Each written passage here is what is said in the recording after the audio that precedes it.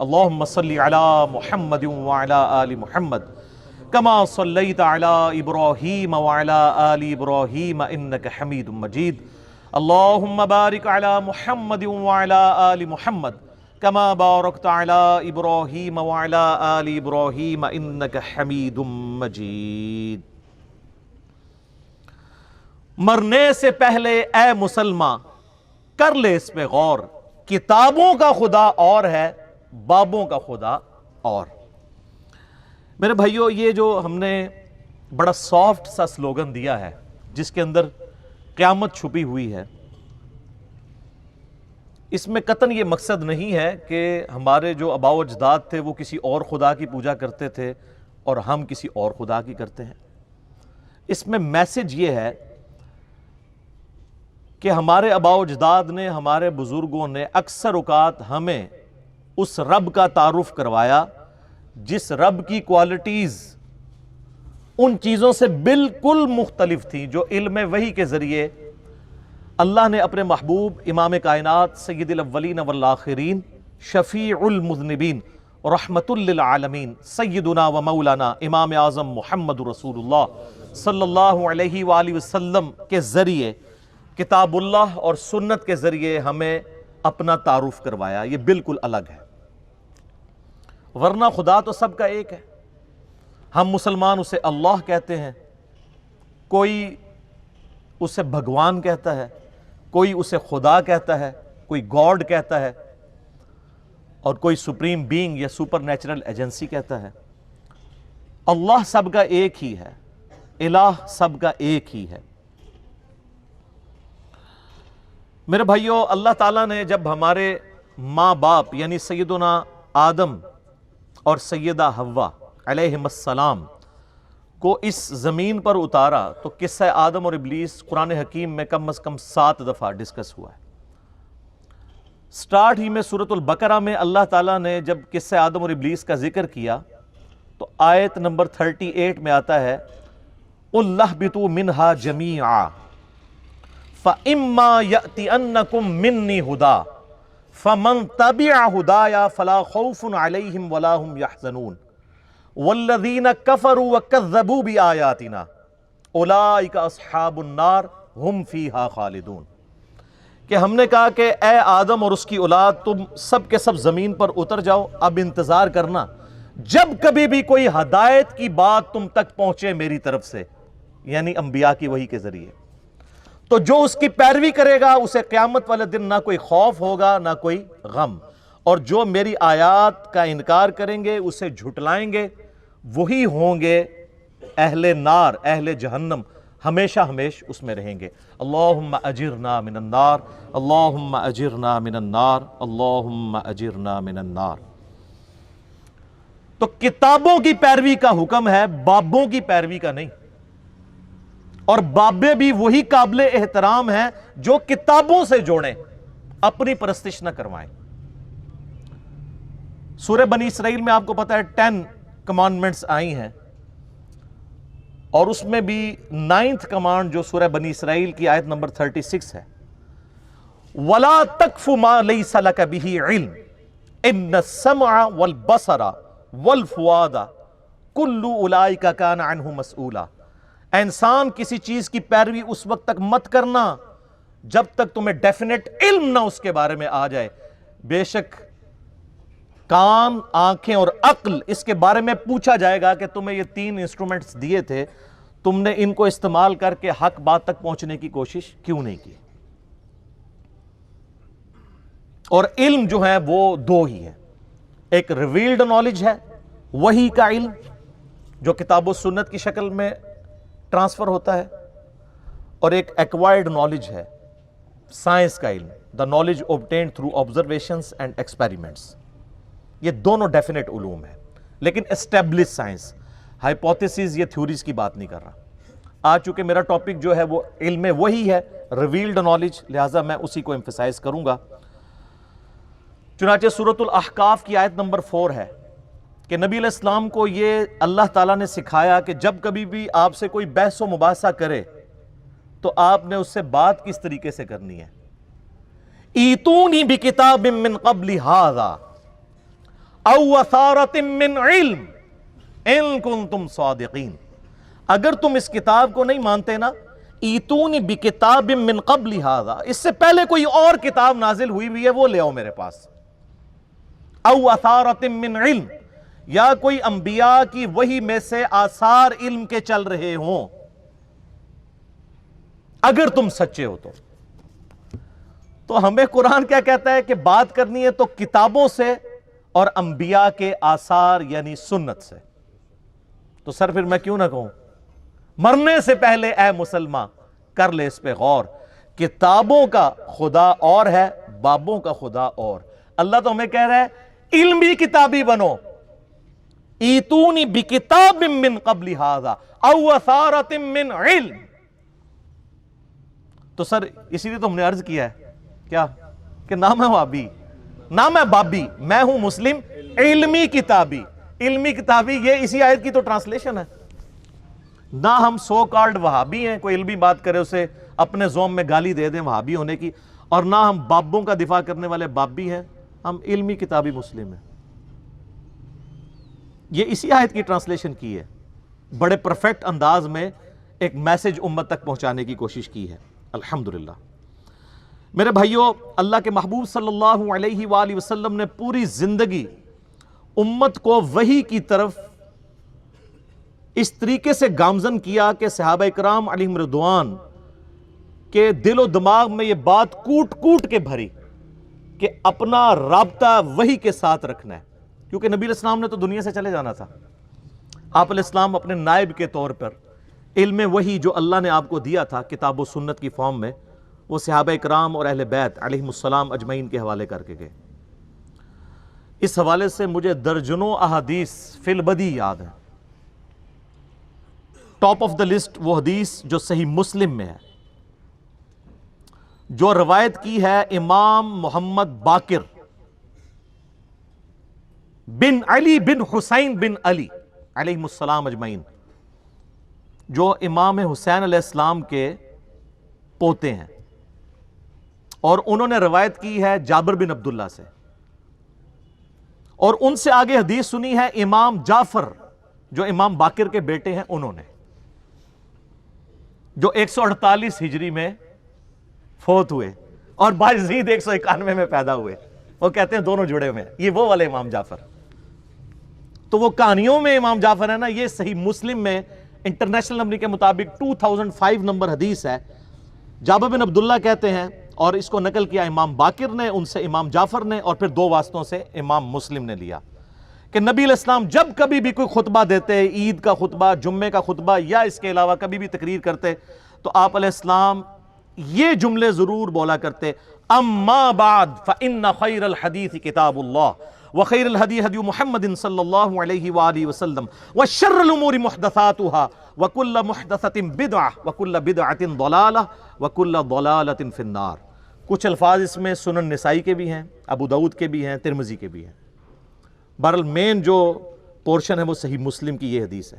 آگاہ ہو جاؤ اس کے بعد کہ سب سے بہترین کلام اللہ کی کتاب ہے، اور سب سے ہدایت یافتہ راستہ محمد صلی اللہ علیہ وآلہ وسلم کا ہے، اور بدترین کام وہ ہیں جو دین میں خود سے داخل کر دیے جائیں. اس طرح کے تمام کام گمراہیاں ہیں، اور یہ تمام گمراہیاں دوزخ میں لے جانے والی ہیں. اللہم اجرنا من النار. مرنے سے پہلے اے مسلمان کر لے اس پہ غور. کتابوں کا خدا اور ہے، بابوں کا خدا اور. پھر صحیح مسلم میں جو حجۃ الوداع کی حدیث ہے، انٹرنیشنل نمبر کے مطابق 2950 2950، وہ بھی جابر بن عبداللہ سے ہے رضی اللہ تعالیٰ عنہما، اور وہ بھی امام باقر علیہ السلام نے ہی روایت کی ہے. امام باقر ان کو ملنے کے لیے جاتے ہیں، نابینا ہو چکے ہوتے ہیں. جابر بن عبداللہ، ان کو پتہ چلتا ہے کہ میرے نبی کا بچہ آیا، تو وہ ان کے گریبان کے بٹن کھولتے ہیں، اپنا ہاتھ رکھتے ہیں، کہتے ہیں تو میرے نبی کا بیٹا ہے، تو مجھ سے جو چاہے پوچھ. تو کہتے ہیں کہ چچا جان مجھے بتائیے کہ نبی صلی اللہ علیہ وآلہ وسلم نے حج کیسے کیا تھا. تو سر وہ 8 صفحوں کی حدیث ہے. حج کے ٹاپک پہ سب سے لمبی حدیث یہی ہے، اور مشکات میں حج والے چیپٹر میں آپ کو پہلی حدیث یہی ملے گی. اسے حدیث جابر کہتے ہیں، یہ امام باقر نے روایت کی ہے. اس میں الفاظ ہیں کہ نبی علیہ السلام نے ہمیں خطبہ دیتے ہوئے فرمایا تھا میدان عرفات میں کہ میں اپنے بعد تم میں وہ چیز چھوڑ کر جا رہا ہوں جسے مضبوطی سے پکڑ لوگے کبھی گمراہ نہیں ہوگے، اور وہ اللہ کی کتاب ہے۔ مسلم شریف میں صرف کتاب اللہ کا ذکر ہے، سنت بھی اسی میں داخل ہے، کیونکہ من یطع الرسول فقد اطاع اللہ، جس نے رسول اللہ کی اطاعت کی اس نے گویا اللہ کی اطاعت کی۔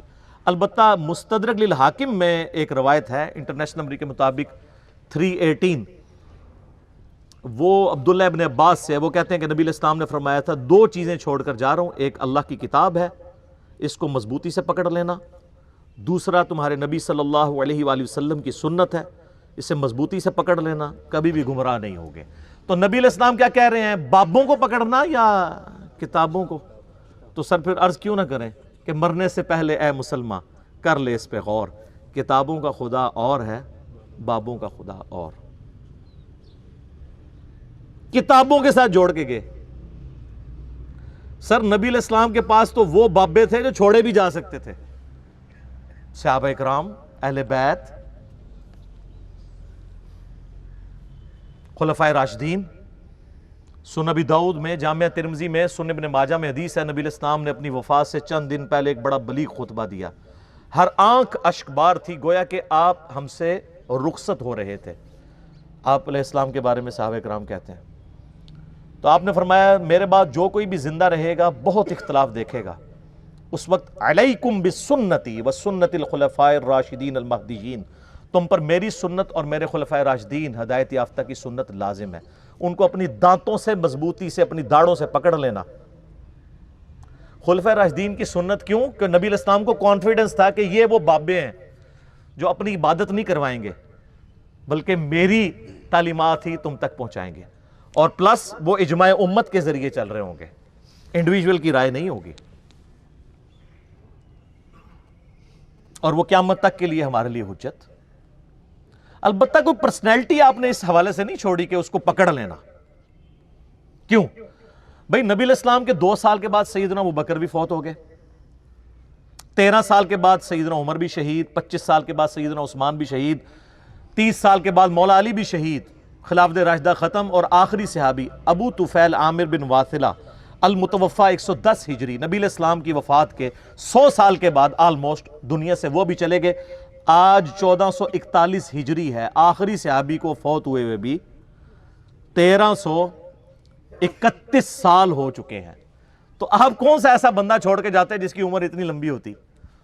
تو آپ نے ہمیں کتابوں کے حوالے کیا ہے، بابوں کے حوالے نہیں۔ ہاں وہ بابے ہمارے سر کا تاج ہیں جو ہمیں کتابوں سے جوڑیں، کیونکہ بابوں کی عزت کتابوں کی وجہ سے۔ اگر بابے کتابوں کے دشمن بن جائیں اور کہیں کتابوں سننا ڈائریکٹ نہ پڑھنا گمراہ ہو جاؤ گے، تو ایسے بابوں کو چاٹنا ہے،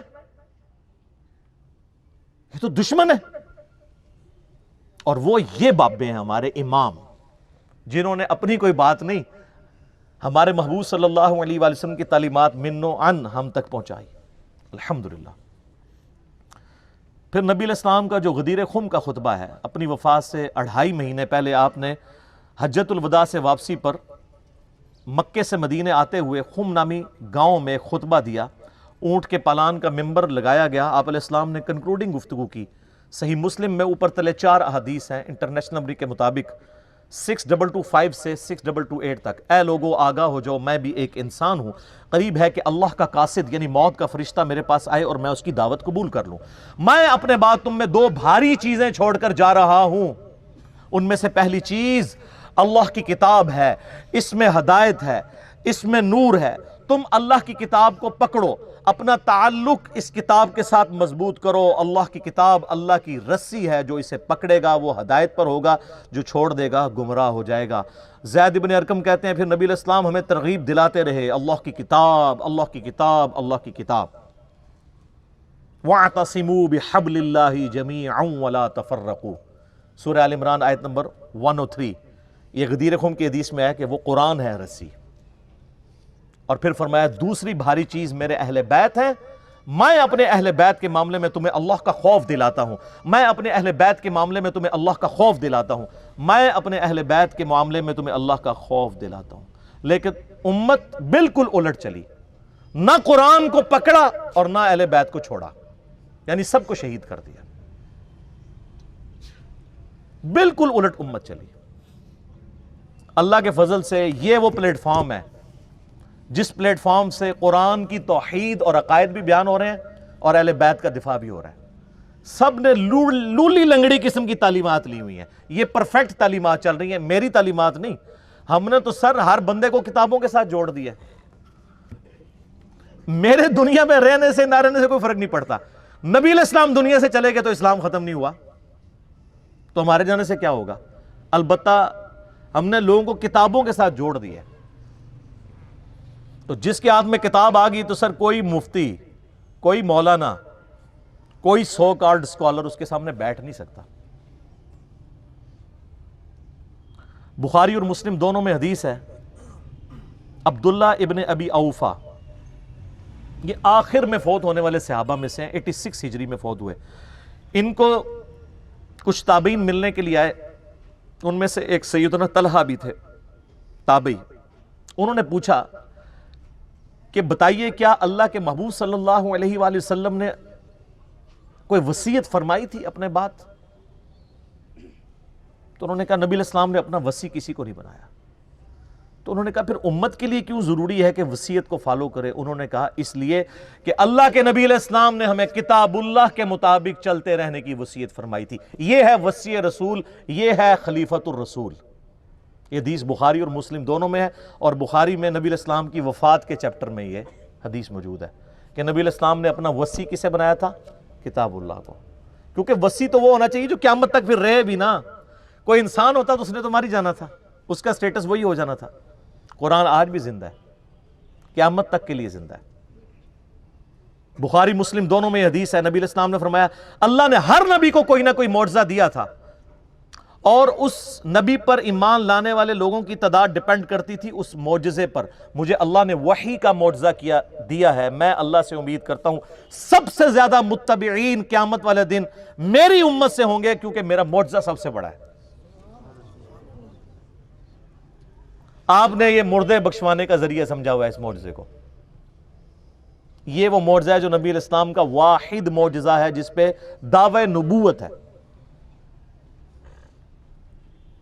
اب یہ میرا فیوریٹ ٹاپک ہے، میں اس پہ گھنٹوں بول سکتا ہوں قرآن کے حوالے سے، لیکن آج میں نے آپ کو یہ بنیادی باتیں اس لیے بتائیں، کس لیے کہ مرنے سے پہلے اے مسلمان کر لے اس پہ غور. کتابوں کا خدا اور ہے، بابوں کا خدا اور.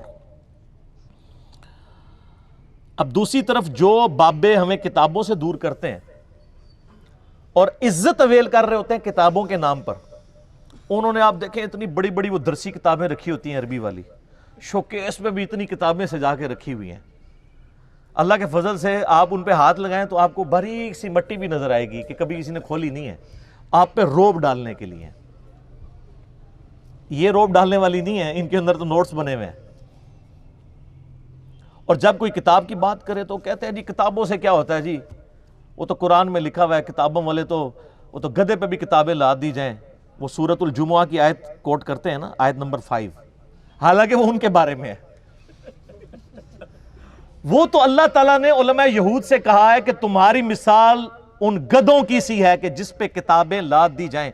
گدھا چونکہ کتاب پڑھ کے ہدایت نہیں حاصل کر سکتا، صرف بوجھ ہی اٹھائے پھرتا ہے، صرف شوکیس میں سجا کے ہی رکھتا ہے. تو گویا وہ علماء جو کتابوں سے استفادہ نہیں کرتے وہ گدھے ہیں، اور جو کتابوں سے استفادہ کر کے لوگوں کو کتاب اللہ کی طرف بلاتے ہیں وہ تو نبی علیہ السلام کے جانشین ہیں. دیکھیں کیا بات تھی اور کس طرح یہ فٹ کر دیتے ہیں. اسی کانٹیکسٹ میں وہ آیت بڑی اہم ہے، سورۃ النساء کی آیت نمبر 59، یا ایھا الذین آمنوا اطیعوا اللہ واطیعوا الرسول واولی الامر منکم. اے اہل ایمان اطاعت کرو اللہ کی اور اس کے رسول کی، اور جو تم میں حکمران ہے اس کی. لیکن حکمران کی اطاعت ایبسولوٹ نہیں ہے، وہ ریلیٹو ہے. فَإِن تَنَازَعْتُمْ فِي شَيْءٍ فَرُدُّوهُ إِلَى اللَّهِ وَالرَّسُولِ. اگر تمہارا تنازع کھڑا ہو جائے تو پھر اللہ اور اس کے رسول سے فیصلہ کروانا ہے. إِن كُنتُمْ تُؤْمِنُونَ بِاللَّهِ وَالْيَوْمِ الْآخِرِ. اگر تمہارا ایمان ہے نا اللہ پر اور قیامت کے دن اللہ سے ملاقات کرنے پر، تو اس شخص کی یہ روش ہوگی کہ وہ فیصلہ اللہ رسول سے کرائے گا۔ ذالک خیر و احسن تأویلا، اسی میں تمہاری خیریت ہے اور اسی کا انجام بہتر ہونے والا ہے۔ کتنی دھمکی ہے۔ اچھا، آج اللہ رسول سے ہم کیسے فیصلہ کروائیں گے؟ کتابوں سے۔ آج اللہ اور اس کا رسول ہمارے سامنے ایز این انسٹیٹیوشن ہے، سامنے تو نہیں ہے، ان کی تعلیمات کتابوں میں۔ تو سر پھر ہم آپ کو کیوں نہ جھنجھوڑیں کہ مرنے سے پہلے اے مسلمان کر لے اس پہ غور۔ کہیں ایسا تو نہیں ہے کہ کتابوں کا خدا اور ہے اور بابوں کا خدا اور جب تجھے پتہ چلے گی نا حقیقت کہ ایسا ہی ہے، پھر تو کہے گا نہ میں بابی، نہ میں بابی، میں ہوں مسلم علمی کتابی۔ یہ اندر سے آواز نکلے گی، یہ آخر میں جا کے نکلتی ہے۔ میں اپنے بھائیوں کو درس سے پہلے کہہ رہا تھا نا کہ حالت امن کا نعرہ جو ہے نا وہ یہ ہے کہ مرنے سے پہلے اے مسلمان کر لے اس پہ غور، کتابوں کا خدا اور ہے، بابوں کا خدا اور جب یہ پتہ چل جائے گا پھر تو آپ کی جنگ ہو جائے گی معاشرے سے، پھر آپ کو وتواصوا بالحق کی وجہ سے وتواصوا بالصبر بھی کرنا پڑے گا، پھر آپ کو یہ نعرہ بلند کرنا پڑے گا کہ نہ میں وابی، نہ میں بابی، میں ہوں مسلم علمی کتابی۔ یہ دونوں چیزیں کورلیٹڈ ہیں، الٹیمیٹلی اس لیول تک آپ پہنچیں گے، اور دونوں چیزیں میں کتاب اللہ سے اور سنت سے دلائل کے ساتھ ثابت کر رہا ہوں۔ اب میرے بھائیوں، اپنے اس ساری گفتگو کو کنکلوڈ کرنے کے لیے آپ کو میں اینڈ پہ 5 مثالیں دوں گا جس سے آپ کا یہ دماغ کھلے گا اور آپ کو پتہ چلے گا کہ واقعی کتابوں کا خدا اور ہے، بابوں کا خدا اور۔ ویسے تو مجھے اللہ کے فضل سے، مجھے کیا، آپ جتنے یہاں پہ آڈینس بیٹھی ہے 300-400، آپ میں سے ایک کو اللہ تعالیٰ مثال بھی یاد ہوگی، اتنی ویڈیوز ہیں، لیکن میں 5 ایسی مثالیں آپ کے سامنے رکھوں گا کہ وہ دماغ میں ڈرل کریں، اور جب یہ ہماری ویڈیو میں سے یہ والا کلپ والا پورشن علیحدہ سے چڑھے تو آپ کسی کو کوئی اور لیکچر نہ دکھائیں، صرف یہ دکھا دیں اور اسے کہیں کہ بھئی خود فیصلہ کرو کہ یہ ہم جو رونا رو رہے ہیں کہ مرنے سے پہلے اے مسلمان کر لے اس پہ غور، کتابوں کا خدا اور ہے، بابوں کا خدا اور۔ یہ ہمارا دعویٰ جذباتیت پر مبنی ہے، واقعی علمی دعویٰ ہے۔ تو سنیں میرے بھائیوں، پہلی مثال، آپ نے اکثر بزرگوں کے بارے میں سنا ہے کہ جی روزانہ ایک قرآن پڑھتے تھے۔ کوئی آگے جاتا ہے وہ کہتا ہے جی رات کو کھڑے ہوتے تھے، ایک ٹانگ پہ ایک قرآن پڑھتے تھے، دوسری ٹانگ پہ کھڑے ہو کے دوسرا قرآن۔ جس نے تھوڑی لمبی چھوڑنی ہوتی ہے وہ کہتے ہیں جی 3 قرآن روز کے۔ 8 قرآن والا ورژن بھی ہے۔ سر فضائل اعمال اٹھائیں، یہ میں یعنی کوئی زبانی کلامی باتیں نہیں کر رہا ہوں، یہ وہ ٹیکسٹ بک ہے جس کے بارے میں دعویٰ کیا جاتا ہے قرآن کے بعد سب سے زیادہ دنیا میں پڑھی جانے والی کتاب ہے فضائل اعمال۔ میں تبلیغی جماعت سے بڑی محبت کرتا ہوں، آپ کو پتہ ہے، جہاں پہ علمی اختلاف ہے میں ضرور ریکارڈ کرواؤں گا۔ مولانا طارق جمیل صاحب حفظہ اللہ تعالیٰ کے سامنے بھی سارا مقدمہ رکھا ہے، اور آپ کو پتہ ہے تبدیلی تو آئی ہے نا، پھر کلپ دیکھا ہے آپ نے، تبدیلی آ گئی ہے، وہ بھی مانتے ہیں، لیکن ان بیچاروں کا جتنا زور چلتا ہے اتنی بات کر سکتے ہیں۔ تو یہ فضائل اعمال میں لکھا ہوا ہے میرے بھائی کہ ایک بزرگ تھے روزانہ ایک قرآن پڑھتے تھے، ایک اور بزرگ کا لکھا ساتھ کہ وہ 3 قرآن روزانہ پڑھتے تھے، پھر آگے کہتے ہیں 8 قرآن بھی روزانہ پڑھتے تھے، اور پھر لکھا کہ امام ابو حنیفہ رحمہ اللہ تعالی رمضان شریف میں 61 قرآن پڑھتے تھے۔ 61 کی گنتی وہ کہتے ہیں ایک قرآن دن میں ایک رات میں، کتنے ہو گئے؟ 60، اور ایک تراویح بھی۔ ہاں جی، ایک 8 تھا، پھر تاک کرنا تھا نا انہوں نے۔ اب یہ لانا بات ہے جب 29 روزے ہوتے ہوں گے پھر کیا کرتے ہوں گے؟ تو بہرحال لوگ کہتے ہیں 61 قرآن امام حنیفہ رحمہ اللہ۔ یہ فضائل اعمال میں لکھا ہوا ہے، سر ہم جے پی جیز ایڈ کریں گے، ایک ایک چیز کا جے پی جی ڈالیں گے تاکہ آپ ایک بار یہ سوچیں کہ مرنے سے پہلے اے مسلمان کر لے اس پہ غور، کتابوں کا خدا اور ہے، بابوں کا خدا اور۔ یہ بابوں کا تعارف ہے قرآن کے حوالے سے، اور ایک کتابوں کا تعارف ہے۔ سر جامعہ ترمذی میں حدیث موجود ہے، اللہ کے محبوب صلی اللہ علیہ وآلہ وسلم نے فرمایا جس شخص نے 3 دن سے کم میں قرآن کمپلیٹ کیا، مکمل کیا، اس نے قرآن کے فہم میں سے کچھ بھی حاصل نہیں کیا۔ یہ ان کو کہہ رہے ہیں جن کو عربی آتی تھی، تو آنو تو عربی آندھی بھی کوئی نہیں۔ جن کو عربی آتی ہے ان کو کہا جا رہا ہے 3 دن سے کم میں قرآن مکمل کیا، تو فہم اس کا حاصل ہی نہ کیا۔ تو یہ جو 8 قرآن روزانہ کر رہے ہیں یہ کس سنت پہ عمل کر رہے ہیں؟ اپنی وشفل تھنکنگز میں سرگرداں ہیں. اور اس سے بھی مزے کی بات صحیح مسلم میں حدیث ہے, نبی علیہ السلام نے صحابہ کرام سے فرمایا, یہ حدیث بخاری میں بھی ہے لیکن مسلم میں ڈیٹیل ہے, بخاری مسلم دونوں میں ہے, کہ بھلا بتاؤ تم میں سے کسی شخص کی استطاعت ہے کہ وہ ایک رات میں 1/3 قرآن پڑھ لے, یعنی 10 پارے, آج کی ڈیٹ میں پارے اس زمانے میں تو نہیں تھے. تو صحابہ کرام نے کہا کہ یا رسول اللہ کس کی استطاعت ہوگی کہ وہ رات میں 1/3 قرآن پڑھ لے؟ ہائے ہائے ہائے ہائے ہائے, سر ہے استطاعت, فضائل مال میں 8 بھی آ جائے, لیکن صحابہ کرام تو بزرگ نہیں تھے نا, آپ کو پتہ ہے, وہ تو کامل ایمان مومنین تھے. یہ کہانیوں والے ہیں, وہ کامل الایمان اے کہانی باز.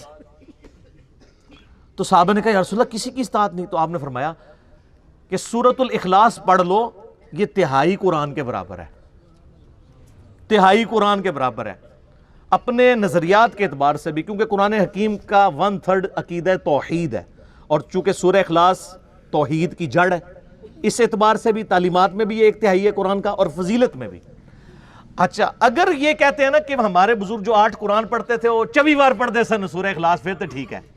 8 × 3 = 24. 24 ٹائمز اگر سورہ اخلاص کوئی پڑھ لے اور 8 قرآن روزانہ کے, اگر یہ کہتے ہیں پھر تو ٹھیک ہے. لیکن آپ کو بھی پتا ہے کہ انہوں نے یہ نہیں کہا ہوا, ٹھیک ہے, کیونکہ اس پہ پوری رات ایک ٹانگ پہ کھڑا نہیں ہونا پڑتا. سورہ اخلاص اگر کسی نے پڑھنی ہے 3 دفعہ کتنا ٹائم لگتا ہے. اور آپ کو ایک اوریجنل مدنی لطیفہ سناتے ہیں.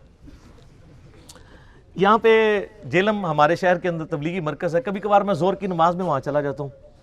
تو زور کی نماز کے بعد نا فضائل اعمال کی تعلیم ہوتی ہے. اب وہ عالم دین ہے جو وہ فضائل اعمال پڑھ کے سنا رہے ہوتے ہیں, اور سامنے مدرسے کے بچے بھی ہوتے ہیں. تو میں نے اپنے بچوں کو پابند کیا کہ تم نے بھی سن لیا کرو تعلیم نا. اب میرا ایک بچہ ماشاءاللہ 10 سال کا ہے اور ایک آلموسٹ 11 سال کا. تو یہ میں 5-6 مہینے پہلے کی بات کر رہا ہوں.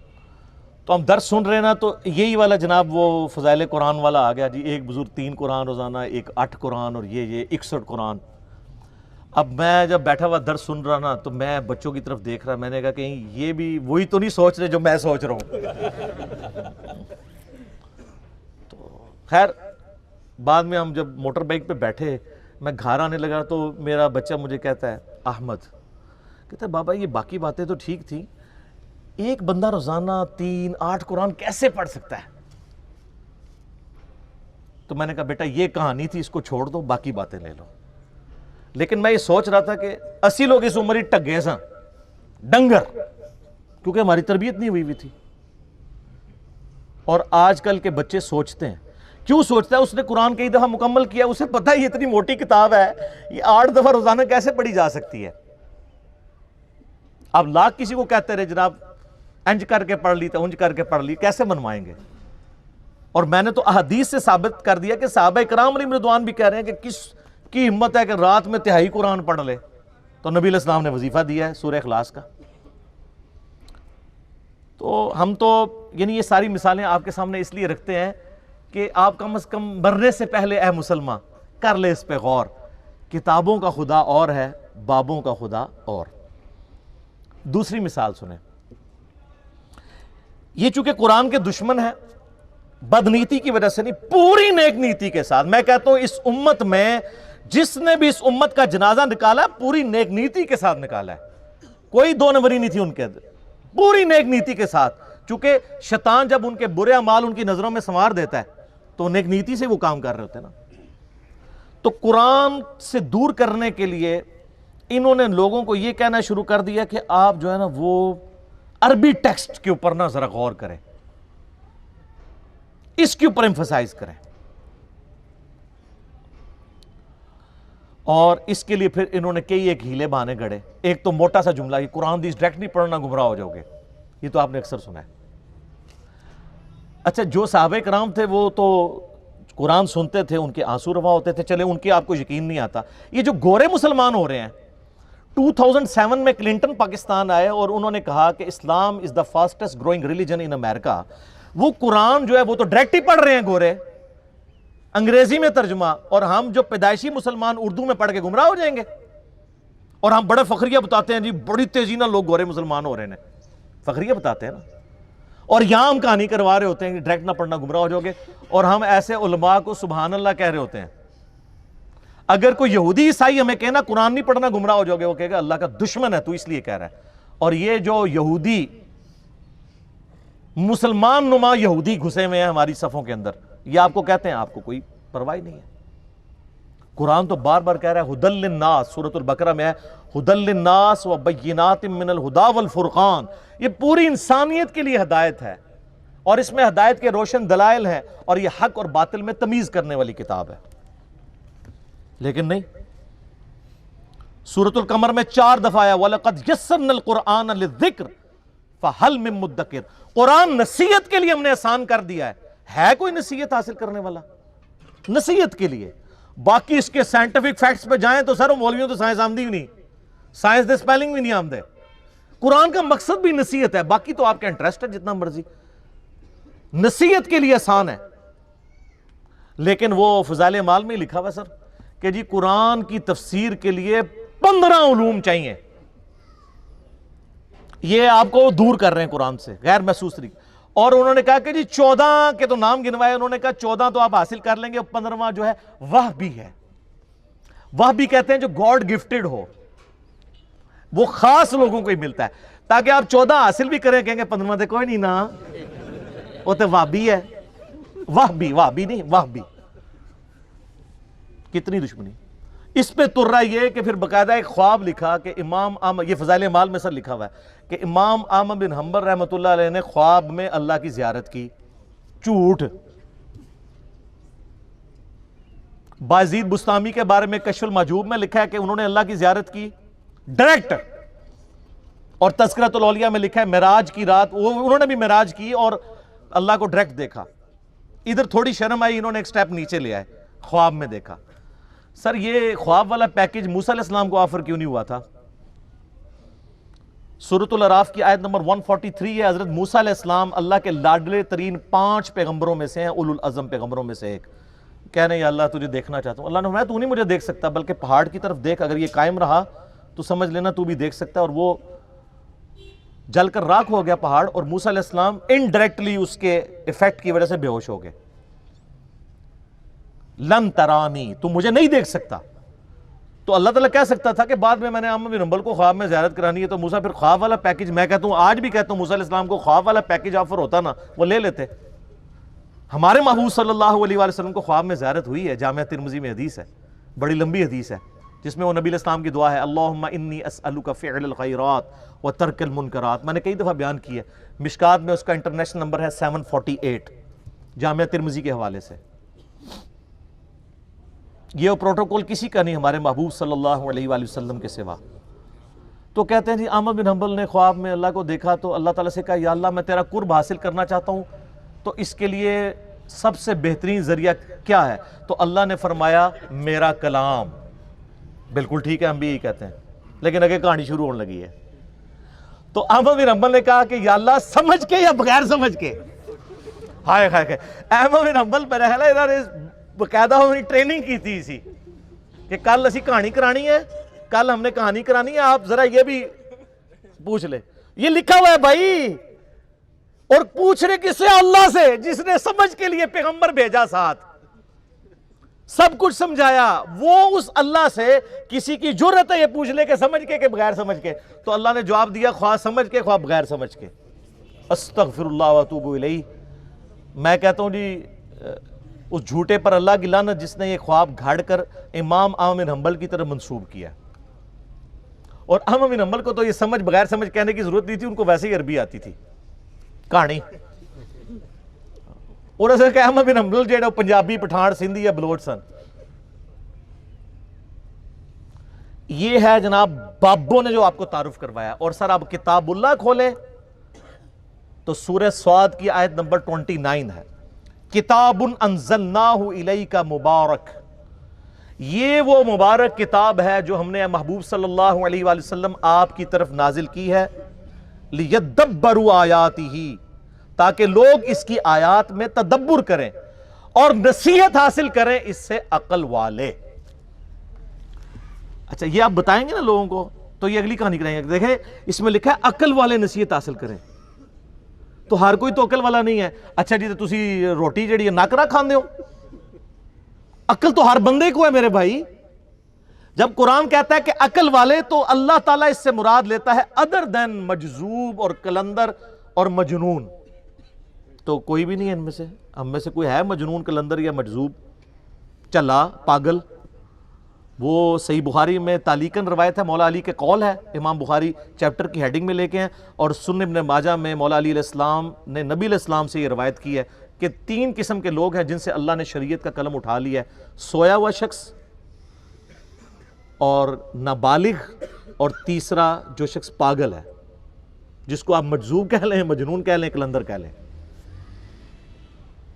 اس کو عقل نہیں ہے, اس کی پوچھ نہیں ہے. باقی تو ہر بندہ عقل والا ہے.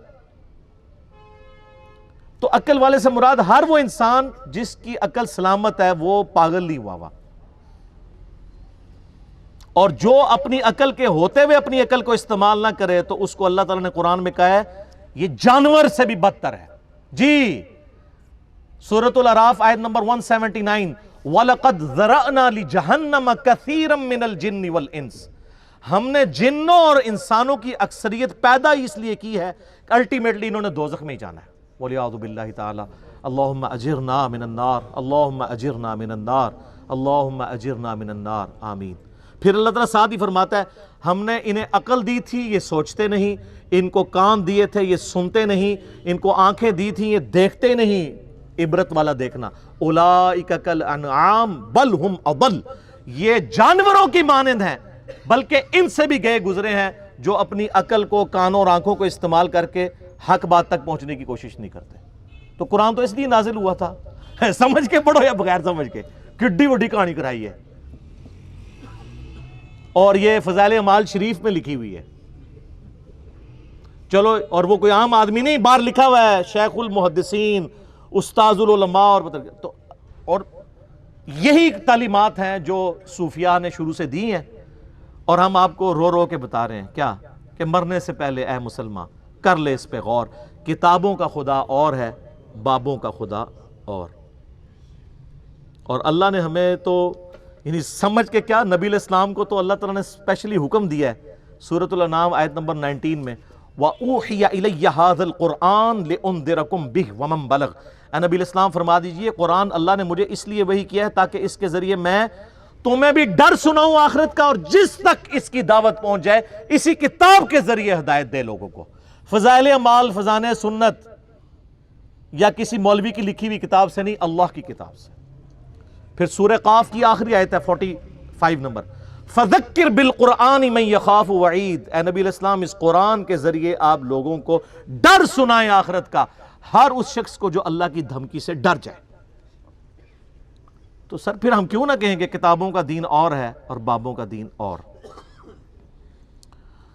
تیسری مثال, آپ نے اکثر بریلوی اور دیوبندی بزرگان دین سے اور علماء کرام سے, میں بزرگان بے دین اور علماء کرائم کی بات نہیں کر رہا, بزرگان دین اور علماء کرام سے یہ اکثر سنا ہوگا کہ جی بزرگ روحانی طور پر دیکھے گئے ہیں, جی ہوتے ادھر ہیں, کبھی مدینہ شریف حاضری میں پہنچے ہوتے ہیں, کبھی وہ مکہ شریف پہنچے ہوتے ہیں, نماز میں غیر حاضر ہوں تو وہ کہتے ہیں جی نماز روحانی طور پہ وہاں ادا کی. اور یہ سب جگہ کہاں رہی ہیں, کہیں دعوت اسلامی کی بہاروں کے نام سے ہے اور کہیں تبلیغی جماعت کی کارگزاری کے نام سے, یہ ہر جگہ جاری ہے.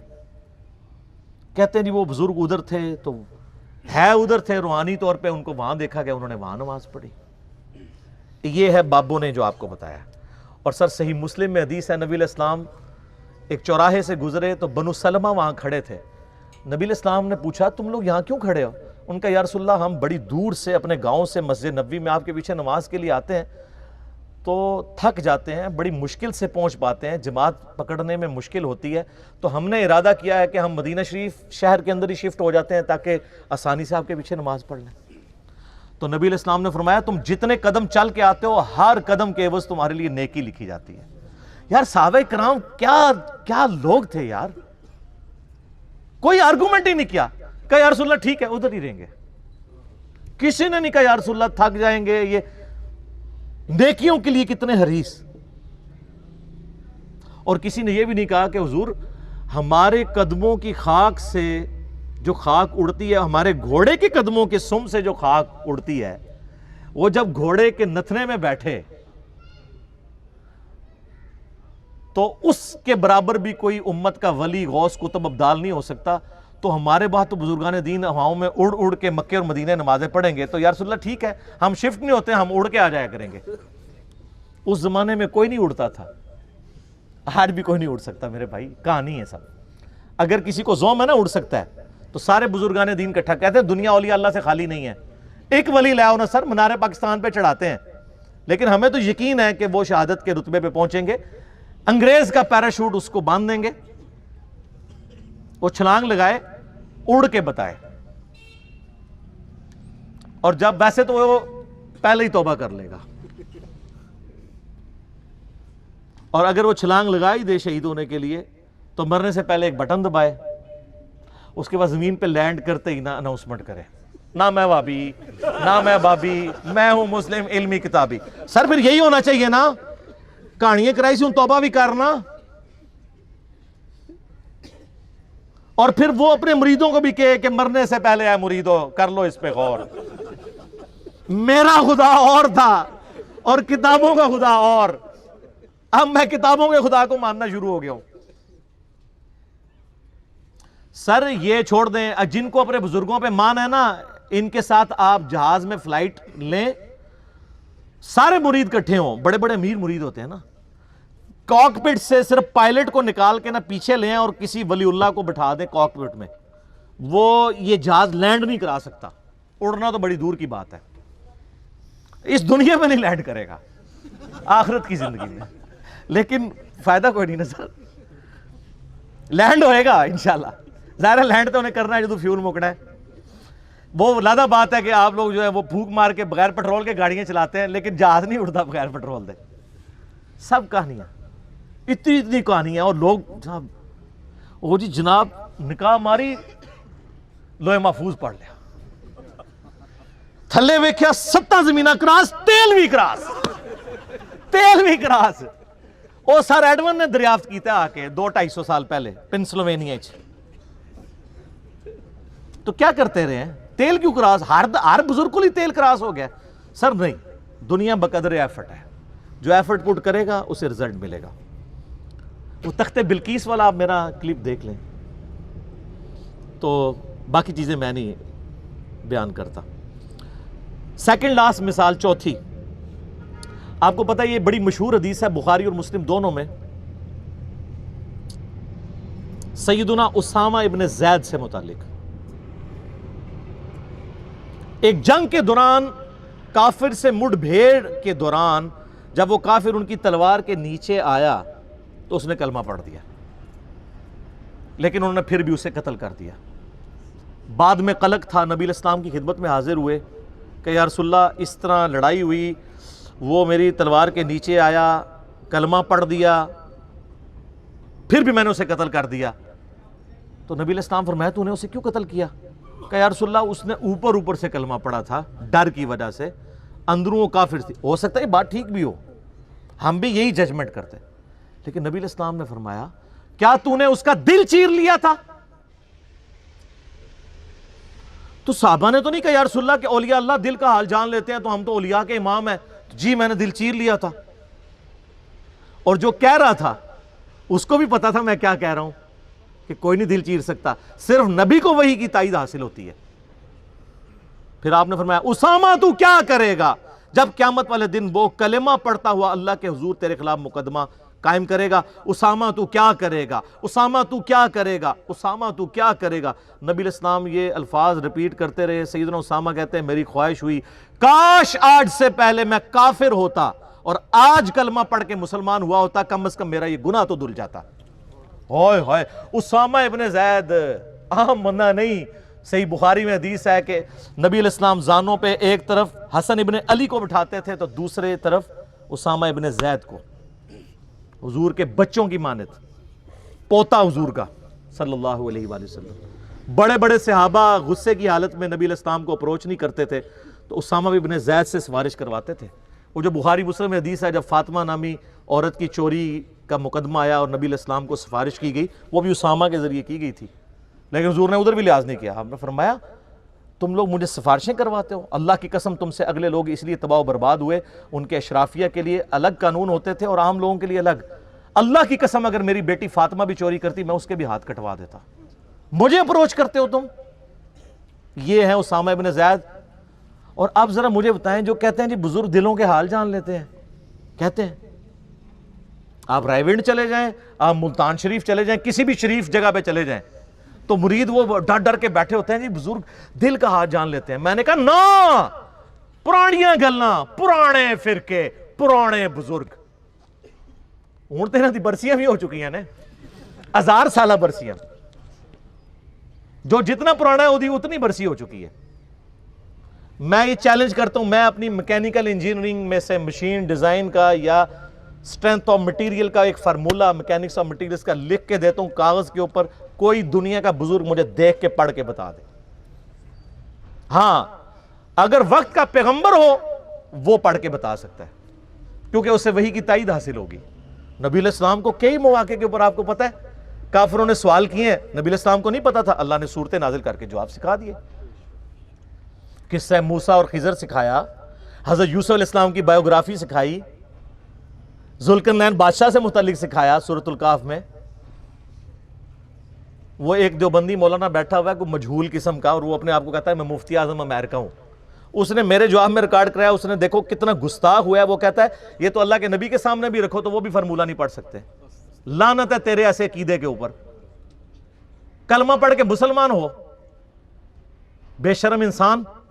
یہ میں اپنی ذات کی خاطر نہیں کہہ رہا, یہ تو حضرت عمر ہوتے تو پہلے تو اس کی وہ کرتے نا, پھر اگلی بات اس سے کرتے. نبی علیہ السلام کو تو اپنے بابے بچانے کے لیے یوز کر رہا ہے. وہ امام حنیفہ رحمہ اللہ کا وہ گناہ دھلنے والے واقعے کو ڈیفینڈ کرتے ہوئے یہ کہہ رہا تھا. نبی علیہ السلام کے پیچھے اللہ ہے. سورہ ال عمران کی آیت نمبر 179 ہے کہ اللہ کی یہ شان ہی نہیں ہے کہ کسی غیر نبی کو غیب پر مطلع کرے, وہ اپنے پیغمبروں کو غیب کے اوپر اطلاع دیتا ہے, اور تمہارا کام ہے اللہ اور اس کے پیغمبروں پہ ایمان لاؤ, بس اس حد کو کراس مت کرو. تو نبی علیہ السلام کو اگر یہ چیلنج دیا جائے وقت کے پیغمبر کو, وہ پڑھ کے سنا بھی دے گا, اس کو اللہ آنے واحد میں سب کچھ سکھا دے گا. بابوں کو اس لیے میں چیلنج کر رہا ہوں کہ تمہارا تو کہنا ہے کہ ہمارا اللہ سے تعلق ہے, اللہ کو تو آتی ہے نا انجینئرنگ, پڑھ کے بتاؤ. تم کہتے ہو ہم دلوں کے حال جانتے ہیں, ہمیں کشف القبور ہوتا ہے, وہ بھی کہانیاں. صحیح مسلم میں حدیث ہے, بخاری میں بھی اس کا کچھ حصہ ہے. ایک مدعم نامی غلام تھا نبی علیہ السلام کا, خیبر کے موقع پر نامعلوم تیر لگا, وہ شہید ہو گیا. صحابہ نے کہا سیدھا جنتی ہے. آپ فرمایا تم جنتی کہہ رہے ہو, اس نے تو مال غنیمت کی ایک چادر چرائی تھی جو آگ کی پہنا دی گئی ہے اس کے اوپر, میں دیکھ رہا ہوں. تو صحابہ کرام فوراً گھروں کو لوٹے. اگر کسی نے کوئی رسی کا ایک ٹکڑا بھی یہ سمجھ کے اٹھایا تھا نا اس کی تو خیر ہے, وہ بھی لا کے مال غنیمت میں جمع کروایا کہ یہ سر وہ لوگ سمعنا و اطعنا تھے, سننے والے اور ماننے والے. تو صحابہ کرام کو تو سامنے میت کے اوپر آگ کی جو چادر نظر نہیں آئی ہے. بخاری مسلم میں حدیث ہے, نبی علیہ السلام گزر رہے تھے, آپ رک گئے, آپ کا خچر بدک گیا, کیونکہ آپ علیہ السلام اس پہ بیٹھے ہوئے تھے, اس کی برکت سے اللہ نے اس کو بھی دکھا دیا. ویسے ہی بخاری مسلم میں حدیث ہے کہ ایک مناظر جو ہیں وہ جنوں انس کے علاوہ ساری مخلوقات دیکھتی ہیں. آپ فرمائیں 2 قبر والوں کو عذاب ہو رہا ہے, ایک پیشاب کے چھینٹوں سے نہیں بچتا تھا, دوسرا چغلی کھاتا تھا. پھر آپ نے ایک ٹہنی توڑ کے اس کے 2 حصے کر کے لگایا, فرمایا جب تک یہ ہری رہیں گی ان کے عذاب میں تخفیف ہوتی رہے گی, نبی علیہ السلام کی مبارک ہاتھوں کی برکت سے. تو صحابہ کرام کو تو عذاب قبر نظر نہیں آیا. کہانیاں دل کا حال جان لیتے ہیں. سر اب زمانہ بدل چکا ہے, اب ہر طرف صدا ہے کیا کہ نہ میں وابی نہ میں بابی, میں ہوں مسلم علمی کتابی. یہ علمی کتابی بات ہے. آخری مثال 5ویں فقہ حنفی سے متعلق. فقہ حنفی کی ساری کتابوں میں آپ کو ملیں گی یہ ساری کہانیاں. جب ان کو دلائل نہیں ملتے نا تو وہ پھر روب ڈالتے ہیں آپ کے اوپر, چاہے وہ قاضی ثناء اللہ پانی پتی ہوں, خواہ وہ صاحب در مختار ہوں, صاحب رد المختار ہوں, یہ سب لوگ یہ کہانی لکھتے آئے ہیں. اور ان کی تو کوئی حیثیت نہیں ہے. ان سب کے بڑے بزرگ جو ہیں شیخ احمد سرہندی المعروف مجدد الافسانی، جنہوں نے خود ہی اپنے آپ کو مجدد ڈکلیئر کیا اپنی زندگی میں، اور 1000 سال کا، کیونکہ بیچاروں کو حدیثیں تو نہیں پتہ تھی. حدیث میں تو 100 سال کا مجدد ہوتا ہے. سنن نبی داؤد میں حدیث ہے، المستدرک الحاکم میں ہے کہ ہر صدی کے کنارے کے اوپر اللہ تعالیٰ ایک ایسا شخص ضرور بھیجے گا میری امت میں جو دین کی تجدید کرے گا. 100 سال میں ایک. امت کا پہلا مجدد عمر بن عبدالعزیز ہے، المتوفا 101 ہجری، 101 ہجری میں فوت ہوئے 38 سال کی عمر میں. اور آخری جو مجدد ہیں وہ امام محمد بن عبداللہ المہدی ہیں، درمیان میں ہر فرقے کے اپنے ہیں. یہ دو پہ امت متفق ہے اور سنی شیعہ دونوں متفق ہیں. تو مجدد صاحب نے کہا کہ میں 1000 سال کا مجدد ہوں. پھر اپنے مکتوبات میں لکھا کہ مجھے جو اللہ نے شانیں دی ہیں مجھے امید ہے اللہ سے اس کا کچھ حصہ مہدی کو بھی مل جائے گا. کڈی کہانی. اور ہمارے وہ بولے استاد ڈاکٹر اسرار صاحب رحمہ اللہ تعالیٰ، اللہ ان کی غلطیوں سے درگزر فرمائے، وہ بھی کہتے تھے جی مجدد صاحب کی بڑی خدمات ہے. سر بڑی خدمات بڑے لوگوں کی ہیں، لیکن جو ساتھ کہانیاں یہ کرا کے گئے ہیں، وہ مجدد صاحب مکتوبات میں لکھتے ہیں کہ ہمارے بزرگوں نے کشف کے ذریعے دیکھا ہے کہ عیسیٰ ابن مریم جب دنیا میں اتریں گے تو فقہ حنفی کے مطابق عمل کریں گے. کڈی کہانی. پھر ان کو شرم آئی کہ یار یہ میں بات کروں گا تو لوگ کہیں گے کہ ایک پیغمبر کو تم نے اپنے ایک بابے کے نیچے لگا دیا. تو انہوں نے کہا نہیں، وہ ہوگا یہ کہ حضرت عیسیٰ علیہ السلام بھی اجتہاد کریں گے اور ان کا اجتہاد امام حنیفہ سے مل جائے گا. اور بھئی آج کا اجتہاد نہیں امام حنیفہ سے مل سکتا. امام حنیفہ کو یہ پتہ ہی نہیں ہے کہ کیمرہ دنیا میں آ چکا ہے، اس کا شرعی حکم کیا ہے، ٹرین میں نماز کا شرعی حکم کیا ہے، قطبین پہ نماز کا شرعی حکم کیا ہے، چاند پہ کیسے نماز پڑھیں گے. کینگرو نہیں دیکھا ہوا انہوں نے. آج کے کئی مسائل ہیں جو ان کو پتہ ہی نہیں ہے. تو آج کے بھی بعد ماڈرن زمانے میں جو اجتہاد ہے وہ کون سے اجتہاد سے ملے گا. یہ تھی جناب کہانی شریف، بابا شریف. اب آ جائیں صحیح مسلم میں. سر صحیح بخاری مسلم دونوں میں حدیث ہے کہ تم میں عیسیٰ ابن مریم قیامت سے پہلے نزول کریں گے، صلیب کو توڑ دیں گے، خنزیر کو قتل کر دیں گے، جزیہ موقوف کر دیں گے، سب لوگ اسلام قبول کر لیں گے. اور مسلم شریف کے الفاظ ہیں، وہ راوی حدیث کہتا ہے کہ وہ جب دنیا میں اتریں گے تو تمہارے رب کی کتاب اور تمہارے نبی کی سنت کے مطابق تمہیں چلائیں گے. تو وہ کیا ہوں گے؟ علمی کتابی. مرنے سے پہلے اے مسلمان کر لے اس پہ غور. کتابوں کا خدا اور ہے، بابوں کا خدا اور. عیسیٰ ابن مریم کتاب اللہ اور سنت کے مطابق. اور بالکل ٹھیک ہے سر، حجۃ الوداع کا خطبہ بھی یہی ہے. یہ بالکل فٹ ان بیٹھتا ہے. اچھا مزے کی بات ہے کہ حضرت عیسیٰ کے نزول کی حدیثیں تو مسلم شریف سے لے رہے ہیں،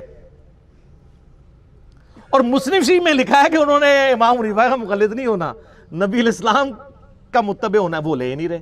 کیوں نہیں لے رہے؟ اس کی وجہ یہ سر مسلم شریف انہوں نے پڑھی نہیں ہے، کہانیاں پڑھ دے رہے ہیں. کیونکہ دیکھ لیں مجدد صاحب بھی کہہ رہے ہیں کہ ہمارے بزرگوں نے دیکھا ہے، وہ بھی کہہ رہے تھے بزرگوں نے دیکھا ہے. ایک بزرگ دوسرے بزرگ کا بتا کے جاتا ہے، وہ اس کا بزرگ، پھر اس طریقے سے یہ چین چلتی جاتی ہے. اور یہ ایسے خطرناک لوگ ہیں، جانے سے پہلے اتنے بچے دے کے جاتے ہیں جو ان کو بزرگ ڈکلیئر کریں، پھر وہ جاتے ہوئے بچے دیتے ہیں تاکہ وہ خود بزرگ ہوں، اور وہ بچے پھر آگے بچے دیتے ہیں، روحانی بچے. میں شیطانی بچے نہیں کہتا، یہ تو آگے جا کے پتہ چل جائے گا.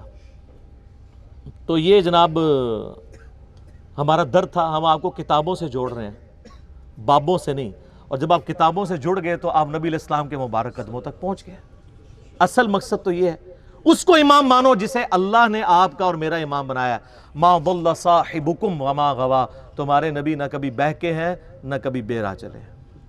آپ کے بزرگ تو سب سے بڑے بزرگ شیخ عبد القادر جیلانی کی طرف منسوب واقعہ سارے سناتے ہیں نا ہمیں، کہ یہ ایک دفعہ شیطان نورانی شکل میں سامنے آیا اور کہا کہ اے عبد القادر میں تیرا رب ہوں، آج کے بعد تجھے نمازیں معاف.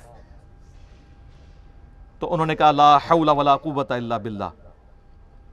تو شیطان وہاں سے غائب ہونے لگا، اور غائب ہوتے ہوتے اس نے اگلا وار کیا کہ عبد القادر تیرے علم نے تجھے بچا لیا. تو انہوں نے کہا کہ لا حول ولا قوت الا باللہ، مجھے اللہ کے فضل نے بچایا ہے. تو اس نے کہا کہ میں نے تیرے اس لیول پہ پہنچے ہوئے 70 غوث دوزخ تک پہنچا دیے اس تکبر کی وجہ سے، تجھے تیرے علم نے بچایا. تو انہوں نے کہا لا حول ولا قوت الا باللہ، مجھے اللہ کے فضل نے بچایا.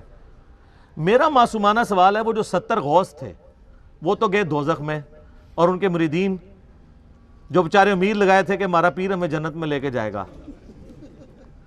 سر میرا پیر وہ ہے اور آپ کا بھی پیر وہی تھا، لیکن آپ کو بتایا نہیں گیا تھا کہ جس کی گارنٹی اللہ نے قرآن میں دی ہے، ما ضل صاحبکم وما غوا. تمہارے نبی نہ کبھی بہکے ہیں نہ کبھی بے راہ چلے ہیں. لقد کان لکم فی رسول اللہ اسوۃ حسنہ قل ان کنتم تحبون اللہ فاتبعونی یحببکم اللہ انا ارسلناک شاہدا ومبشرا ونذیرا وداعیا الی اللہ باذنہ وسراجا منیرا وما ارسلناک الا رحمتا للعالمین وما ارسلناک الا کافتا للناس بشیرا ونذیرا. سر اللہ کے نبی کے ہوتے ہوئے کسی بابے کی بزرگ کی ضرورت ہے میرے بھائی؟ تو مرنے سے پہلے اے مسلمان کر لے اس پہ غور. کتابوں کا خدا اور ہے، بابوں کا خدا اور. میں اپنی گفتگو کو کنکلوڈ کرتا ہوں صحیح مسلم کی اس مشہور حدیث پہ، انٹرنیشنل نمبر کے مطابق 7377 دجال کے کانٹیکسٹ میں. نبی علیہ السلام فرماتے ہیں دجال کا ظہور ہوگا نا تو ایک مومن اٹھے گا، وہ کہے گا کدھر ہے دجال، مجھے ملاقات کرواؤ. تو اس کے جو حواری ہیں دجال کے، وہ کہیں گے نہیں ڈائریکٹ نہیں تمہیں ملاقات کرنے دیں گے. ظاہر ہے پیر صاحب سے کون ڈائریکٹ مل سکتا ہے؟ وہ کہے گا نہیں، تمہارے پیر نے کہا ہوا ہے کہ جو بھی اس طرح آئے نیا بندہ اس کو میرے ساتھ ملاقات کرواؤ تو مجھے لے جاؤ اس کے پاس. وہ کہیں گے ہم تجھے ماریں گے. وہ کہتے ہیں مار لینا یار، لیکن دجال نے کہا ہوا ہے کہ جب کسی کو مارنا ہو تو میرے سے پہلے ملاقات کرانا. تو اس کو لے جائیں گے. جب لے کے جائیں گے وہ کہے گا تو دجال ہے، لیکن اس کے ماتھے پہ لکھا ہوگا کاف الف را، کافر، لیکن لکھا ہوگا وہ ایبریویشن میں. تو آپ جیسے لوگ جو ہے نا، آپ سے مراد بابوں والے، وہ کاف سے کشف، الف سے الہام، فا سے فیض اور را سے روحانیت پڑھ لیں گے. ہم پھر بھی چیخ چیخ کے کہیں گے ایک کافر لکھا ہے. وہ کہیں گے نہیں کاف کشف، الف سے الہام اور فا سے فیض اور را سے روحانیت. مرنے سے پہلے اے مسلمان کر لے اس پہ غور. کتابوں کا خدا اور ہے، بابوں کا خدا اور. تو صحیح مسلم کی اس حدیث میں آگے پھر آتا ہے کہ وہ شیخ کے پاس لے جائیں گے اسے، دجال کے پاس. تو وہ مومن کہے گا تو مسیح دجال ہے. وہ کہے گا میں رب ہوں تیرا، دیکھ میں بارش برسا رہا ہوں، میں سبزہ اگا رہا ہوں. وہ کہے گا میرے نبی کی حدیث مجھے پہنچی ہے تو دجال ہے.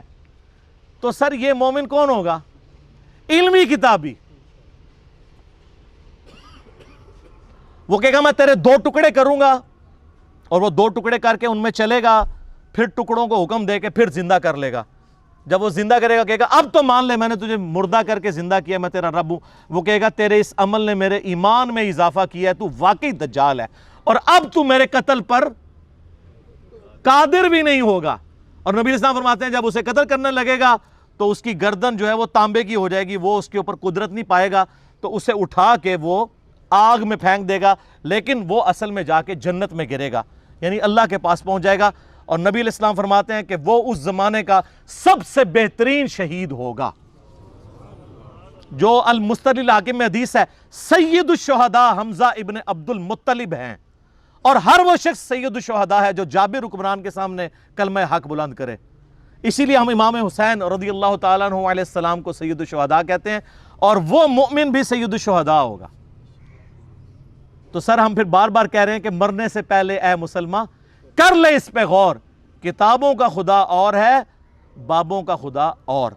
سورہ یوسف پڑھیں. حضرت یوسف علیہ السلام جو اپنے جیل کے ساتھیوں کو ترغیب دلاتے ہیں وہ یہی ہے کہ اے میرے جیل کے ساتھیوں، یہ چند نام ہیں جو تم نے رکھ لیے ہیں، اللہ نے ان کی کوئی سند نازل نہیں کی ہوئی ہے، آپ نے بھی نام رکھ لیے.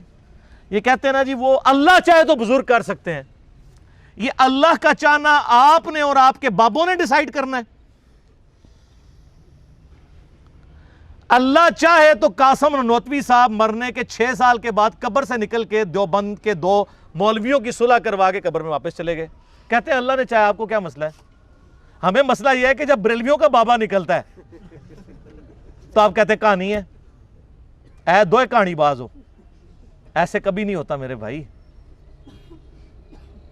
لا تبدیل لکلمات اللہ.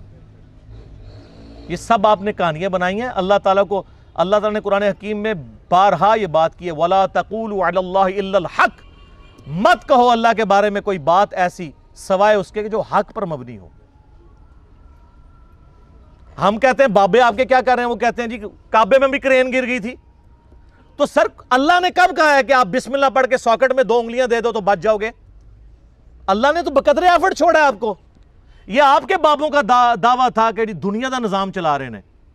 اللہ نے تو حسین ابن علی کو بھی مظلومانہ شہید ہوتے دیکھا ہے. اللہ نے تو حجاج ابن یوسف کے ذریعے اور یزید کے ذریعے خانہ کعبے کی توہین ہوتے ہوئے دیکھی ہے. وہ ابرا کے لشکر کو ایک ہی دفعہ ہلاک کیا ہے.